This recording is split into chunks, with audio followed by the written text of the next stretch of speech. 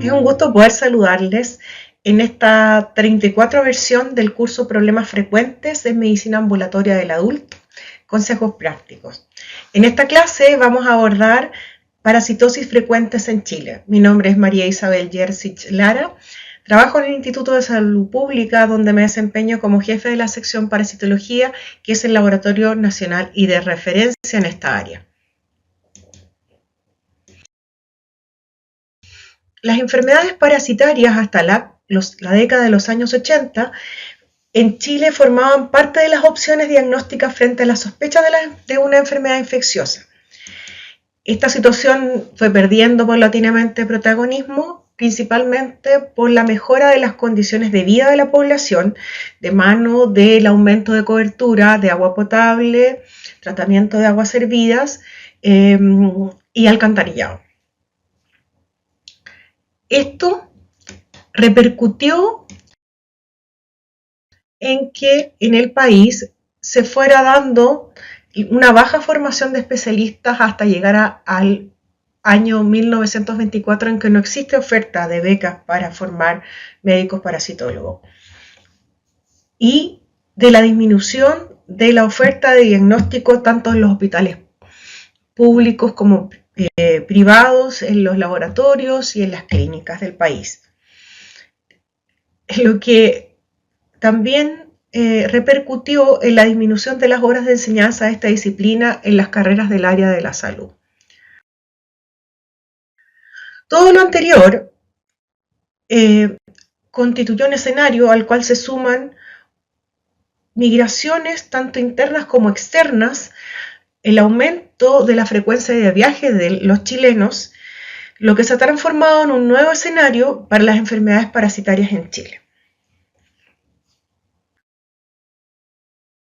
Los que trabajamos en parasitología, más de alguna vez hemos escuchado esta frase: a nadie le importan los parásitos.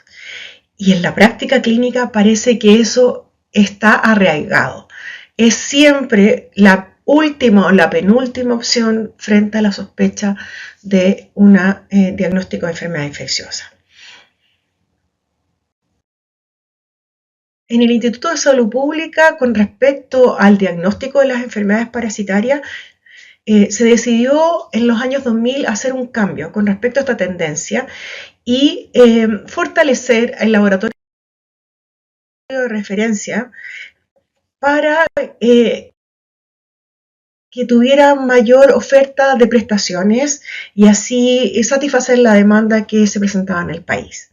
La sección Parasitología fue creada en el año 1980 y tiene hoy día 4 funciones principales: la de vigilancia, donde se realizan exámenes de confirmación para las enfermedades incluidas en el decreto de notificación obligatoria número 7 del Ministerio de Salud, la participación en la creación y edición de normativas ministeriales, tanto para el diagnóstico como el manejo de las enfermedades parasitarias, la realización de exámenes de laboratorio que están orientados a satisfacer la demanda no cubierta en el país debido a esta disminución que les mencioné hace unos minutos, la realización de supervisiones a los laboratorios públicos y privados que actualmente realizan exámenes de prestaciones en esta área, y la edición de documentos técnicos que apoyan al diagnóstico de las enfermedades parasitarias. Es también una función de la sección Parasitología apoyar al mejoramiento de la calidad de las prestaciones del área en los laboratorios y los servicios de sangre del país a través de la realización de un programa de evaluación externa, la CALVIA, y también de la realización de cursos de capacitación y adiestramiento para fortalecer las competencias del diagnóstico en los distintos escenarios que aún permanecen en Chile. La sección cuenta con 2 laboratorios, el Laboratorio de Enfermedades Parasitarias y el Laboratorio de Biología Molecular, que en conjunto ofrecen 28 prestaciones, lo que se traduce en un total de 60 exámenes disponibles, con una diversidad de muestras que se reciben, tanto en el Laboratorio de Parasitología como en el Laboratorio de Biología Molecular. suero, plasma, líquido cefalorraquídeo, orina, deposiciones, pueden ser procesadas. Además se suman el estudio en otros reservorios, como por ejemplo caninos y insectos vectores. En la página web del instituto, www.ispch.cl, se pueden encontrar todas las prestaciones disponibles, y si uno se posa sobre estos códigos, podrá encontrar la ficha técnica donde están descritas los exámenes que se van a realizar en esa prestación o que están disponibles, y también las condiciones de envío de muestra y tiempo de ejecución de las técnicas. Para asegurar la calidad de nuestras prestaciones, el instituto desde hace años trabaja en un sistema de gestión de la calidad integrada, y lo que ha llevado a que específicamente en el área de parasitología desde el año 2013 se cuente con una acreditación de las principales prestaciones a través de la norma ISO 15189, la cual está vigente hasta el año 2025. Nuestra agencia actual de acreditación es la Agencia Nacional de Acreditación Española, ENAC.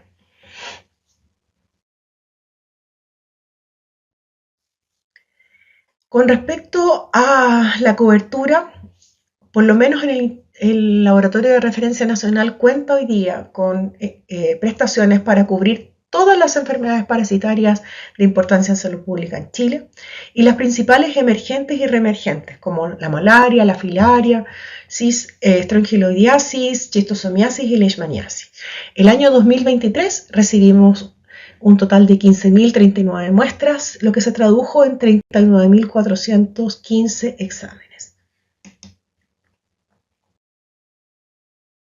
Dentro de los exámenes que se reciben, la mayor demanda está para el diagnóstico de la enfermedad de Chagas a través de la detección de anticuerpos, seguida por el diagnóstico serológico de la toxoplasmosis. Es esta enfermedad, la toxoplasmosis, la parasitosis con más casos positivos en el país. Estudios realizados por el Instituto de Salud Pública demostraron que en la población general existe una prevalencia del 25% de detección de anticuerpos específicos contra Toxoplasma gondii. Hablemos entonces cómo ha repercutido estos nuevos escenarios que les mencioné al comienzo de la presentación en las prevalencias y la presentación de algunas enfermedades en el país. Vamos a repasar desde las clásicas hasta las nuevas, destacando aquellas cosas que han cambiado o que en su rumbo o en la oferta de exámenes. Por ejemplo, con respecto a enfermedades de Chagas, hoy día todos los esfuerzos en el país están centrados desde el Ministerio de Salud para apoyar el diagnóstico de las embarazadas y mujeres en edad fértil. Esto con el objetivo de cortar la cadena de transmisión de la única vía actualmente vigente en nuestro territorio, que es la transmisión transplacentaria de esta infección parasitaria. Con esta estrategia se pretende encontrar en las madres o las futuras madres positivas, si no están embarazadas, tratarlas y de esa forma impedir la transmisión a sus hijos. Pero si están embarazadas, estar estudiando a los hijos de estas madres que si resultan positivos van a ser tratados. El porcentaje de transmisión en Chile, publicado también por un estudio realizado en conjunto con la Universidad de Chile, es un 6%. En esta imagen una muestra de un recién nacido, donde ahí en contracorriente está el movimiento de Trypanosoma cruzi. Este era un paciente de la quinta región cuya madre no sabía que estaba infectada y fue diagnosticado al momento de nacer. Esta otra imagen corresponde a una detección de Trypanosoma cruzi en un recién nacido prematuro en el hospital de Punta Arenas.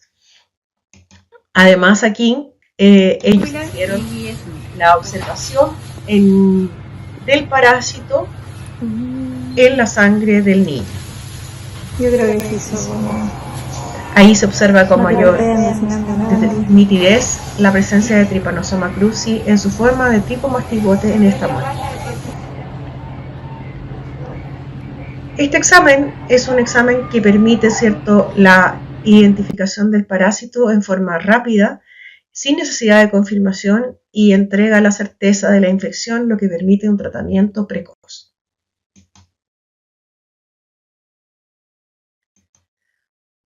Veamos otra enfermedad parasitaria que también tiene importancia en salud pública en nuestro país. Este es un caso de un quiste hiatídico en glúteo, donde es en el glúteo derecho, donde se observa la presencia de esta imagen compatible con el quiste hiatídico.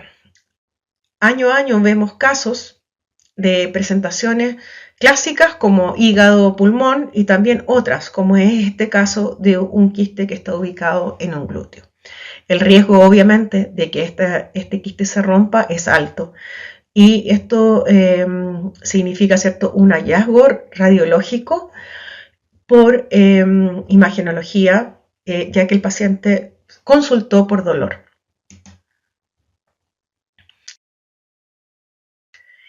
En los últimos años se ha agregado, para fortalecer el diagnóstico de esta enfermedad parasitaria, la posibilidad de estudiar los quistes hiatídicos humanos para buscar los genotipos. Esto se hace con muestras recibidas obtenidas en la cirugía de los pacientes, y es así como desde el año 2018 hasta mayo de este año hemos procesado 114 quistes de las diferentes regiones del país, obviamente concentrados la mayoría de ellos en la zona sur, pero también presentes en otras regiones, como por ejemplo 2 casos que han sido operados en el hospital de Arica. ¿Qué resultados tenemos del estudio de estos genotipos?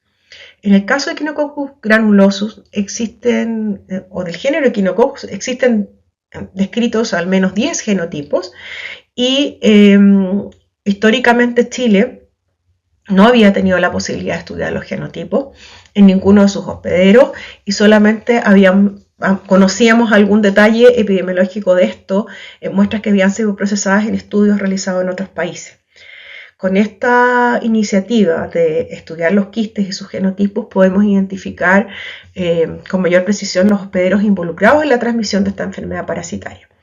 Lo que hemos determinado en estos 114 quistes es que la mayoría de ellos corresponden al genotipo G1. Sin embargo, hemos encontrado otros genotipos, como el genotipo G3 y el genotipo G6. Estos fueron encontrados ambos casos en la región metropolitana, pero en realidad esto es no habla de la transmisión activa de esta enfermedad parasitaria en la región metropolitana, sino que más bien es el sitio donde fueron operados estos quistes. Como complemento al anterior, también estamos estudiando al hospedero definitivo de esta enfermedad parasitaria, que es el perro, y eso lo hacemos en conjunto con las Ceremis de todo el país, que nos envían muestras de deposiciones caninas, y nosotros en estas muestras hemos estudiado por métodos moleculares la presencia también de Echinococcus granulosus en sus distintos genotipos. Y hemos identificado otra especie de Echinococcus canadiensis, que corresponde al genotipo G6. También este mismo genotipo lo encontramos en un caso humano. Con respecto a Toxocara, también tenemos novedades, y estas novedades radican en un cambio que se ha visto en los últimos años. Este es un gráfico que muestra una tendencia al alza del número de casos positivos que se procesan en el Instituto de Salud Pública. Este aumento de casos también tiene un cambio en la cohorte de pacientes que están infectados, donde hemos demostrado que la mayor parte de los casos están siendo observados en adultos mayores de 30 años, con una diferencia significativa con lo que históricamente se registraba, que era principalmente una enfermedad parasitaria de los niños. También existe una diferencia significativa sobre la relación con la especie que sería hospedero definitivo de esta enfermedad parasitaria. Muy por el contrario de lo que podríamos pensar, en la información recabada en la tenencia de gatos sería el factor principal de riesgo de transmisión de esta enfermedad parasitaria. Esto se relaciona con la dificultad que tiene la administración de antiparasitarios y la poca conciencia que existe de ello en los dueños de estas mascotas. Junto con el doctor Fica del Hospital de Valdivia, se reportó este caso en el año 2021 de la presencia asociado a eosinofilia como sospecha inicial de una neurotoxocariasis. Esto fue un hallazgo de la imagenología que nosotros pudimos corroborar a través de la serología positiva y reportando este caso.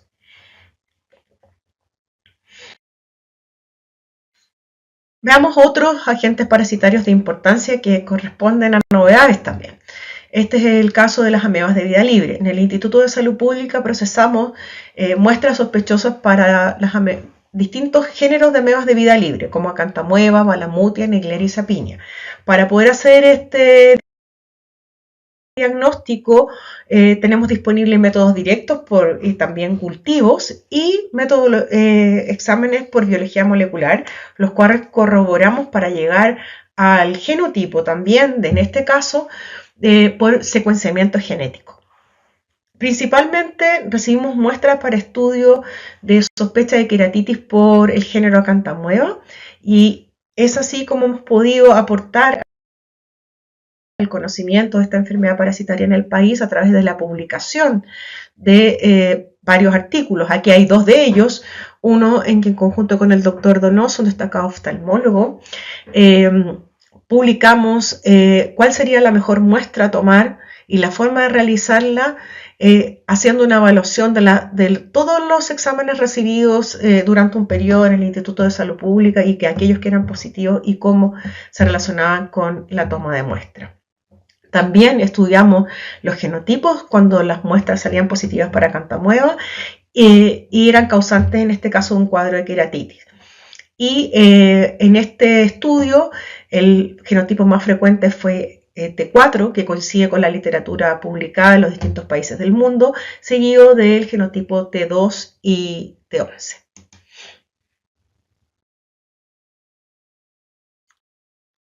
Veamos ahora algo también que ha llamado la atención en los últimos años y que es el aumento del número de serologías positivas para amebiasis invasora. Es así como en el año 1923 tuvimos 29 casos positivos, lo cual es mucho más que lo que teníamos el año 2017, donde solo teníamos 7 casos positivos. Y por biología molecular, además hemos podido estudiar abscesos y donde hemos encontrado la positividad para entamoeba histolítica en 2 de ellos, siendo nuestra principal vía de abordaje a través de la detección de anticuerpos por los métodos de inmunofluorescencia indirecta y ELISA.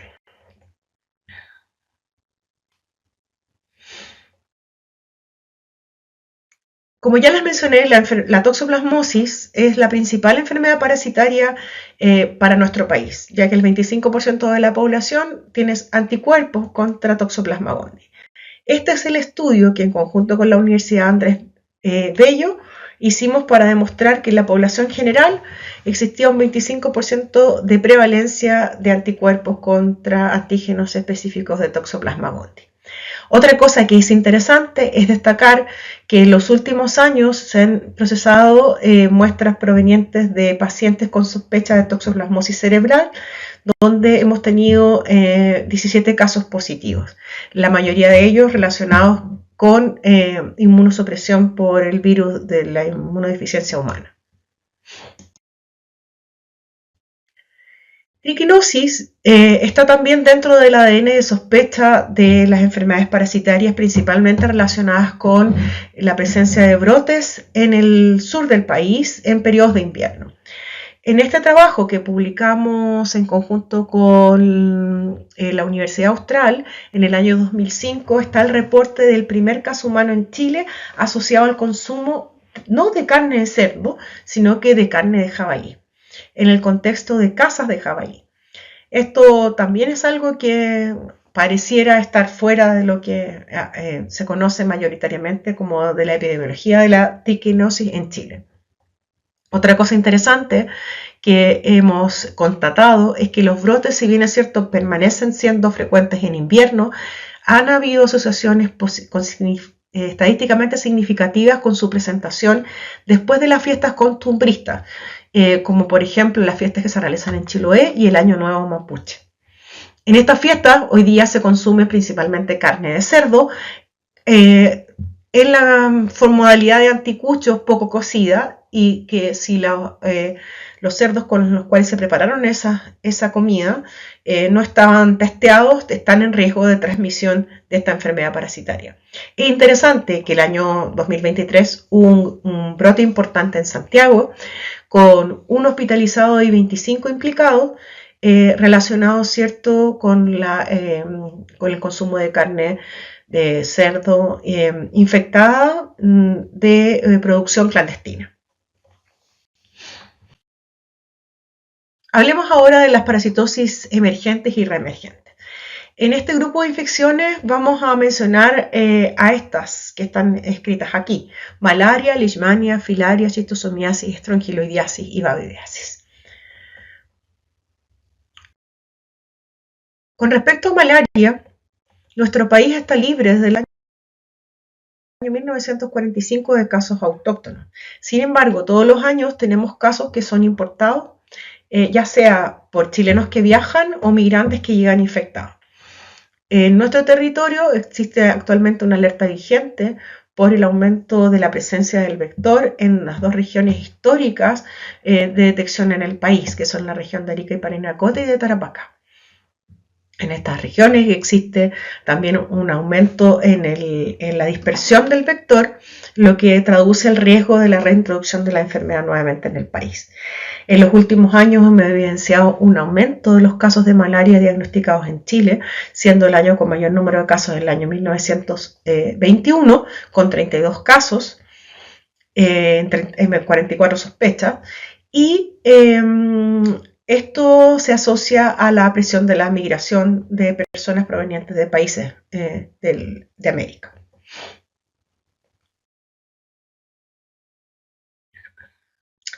Aquí tenemos un caso, una muestra de un paciente que fue diagnosticado con la presencia de un ookineto, que está aquí, aquí y acá, que justamente es la forma parasitaria que si es ingerida por una hembra del género Anopheles va a desencadenar la transmisión activa. Esto obviamente es algo que no deseamos, y por lo tanto existe toda esta vigilancia con respecto a la presencia de esta enfermedad parasitaria, su diagnóstico precoz y las medidas de contención para evitar la transmisión, debido a que tenemos aún la presencia del vector.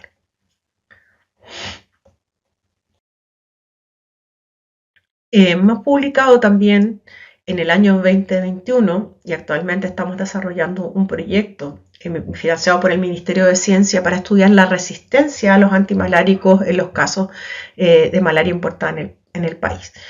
Esto porque la Organización Mundial de la Salud ha establecido que la presencia de la resistencia a los antimaláricos corresponde a la principal amenaza para el control de esta enfermedad parasitaria en el mundo.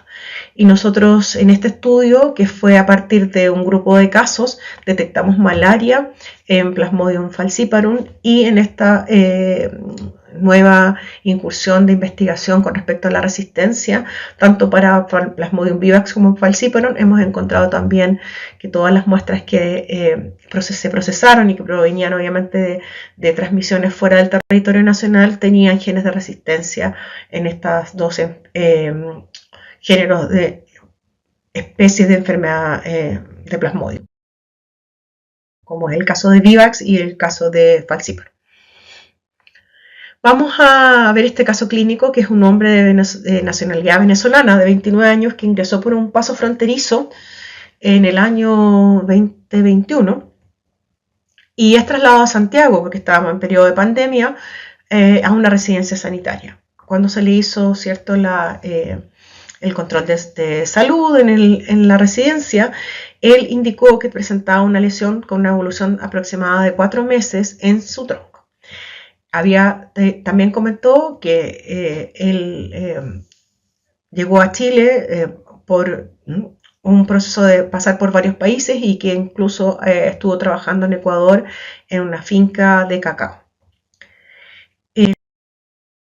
Las lesiones que tenía en el tronco eran estas, de la gentileza del doctor Alcayaga, de la Seremi de la región metropolitana, quien compartió con nosotros estas fotografías. Y obviamente esto significó que derivaron al paciente al hospital público y ahí se obtuvieron muestras de esta lesión que por biología molecular nosotros identificamos como Leishmania variedad brasiliensis. Este paciente fue tratado y evolucionó favorablemente. Con respecto a la leishmaniasis, hemos tenido otros casos como este paciente positivo a VIH de 54 años, también venezolano, que ingresó al hospital sin la lesión que se observa en esta imagen y que evolucionó rápidamente y en la biopsia realizada se detectaron la presencia de mastigotes de leishmania. Este paciente además presentó exámenes de serología positiva, histología positiva y PCR positivo para el complejo de Leishmania variedad brasiliensis. Estas fotos son gentileza del doctor Freddy Cádiz del Hospital de Calama. ¿Cuántos casos de Leishmania estamos teniendo en el país? El aumento de la sospecha ha sido significativo en los últimos años y en promedio para el presente año son 8 casos, hasta el 2023 fueron 8 casos positivos. Esto obviamente es un desafío y significa una justificación de por qué la leishmaniasis fue incluida dentro de las enfermedades de notificación obligatoria en el cambio del reglamento realizado en el año 2020.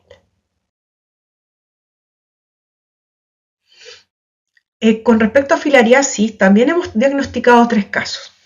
Estos casos los hemos diagnosticado por serología y el primero fue un caso positivo de una paciente que venía del Congo, que ella ya había sido diagnosticada con filariasis hace 20 años.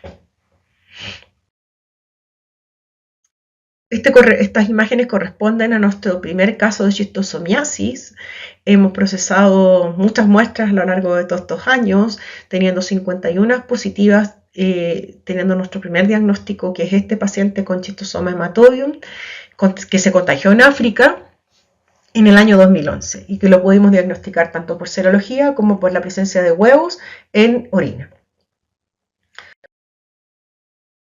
Con respecto a estrongiloides también tenemos un cambio importante, dado que esta enfermedad parasitaria que antes era poco frecuente de diagnosticar y circunscrita a ciertos lugares como por ejemplo los hospitales psiquiátricos donde se mantenían focos de transmisión, hoy día se ha transformado en una enfermedad que estamos diagnosticando cada vez más frecuentemente.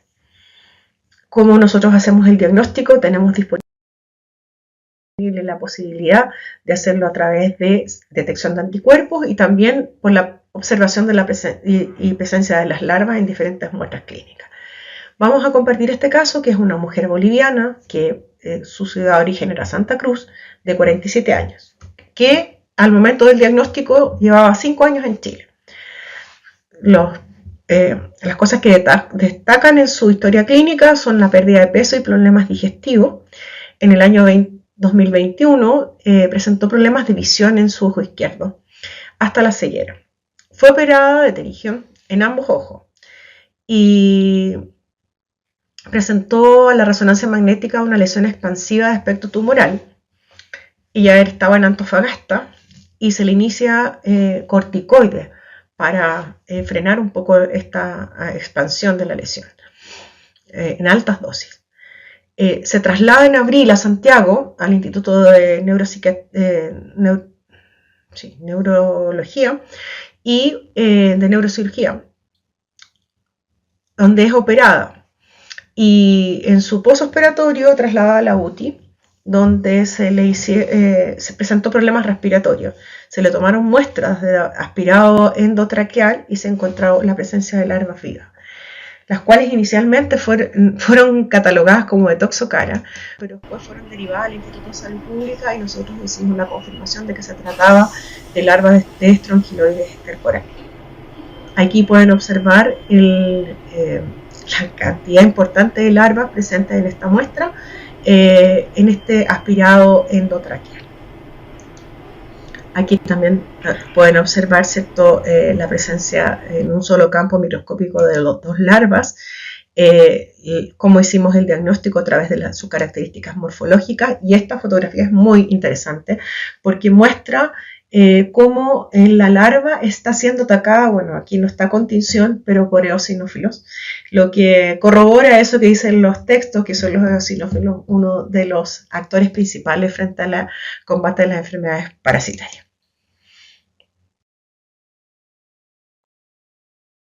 ¿Cuántos son los casos que hemos diagnosticado principalmente por serología en los últimos años? Ustedes ven que el año 2011 y los años siguientes teníamos muy poquitos, menos de 10. Y en 2017, que coincide con el año que también aumentaron los casos de malaria, empezaron a aumentar la presencia de casos positivos para Strongyloides stercoralis, llegando a al número máximo detectado en 2023 de 57 casos.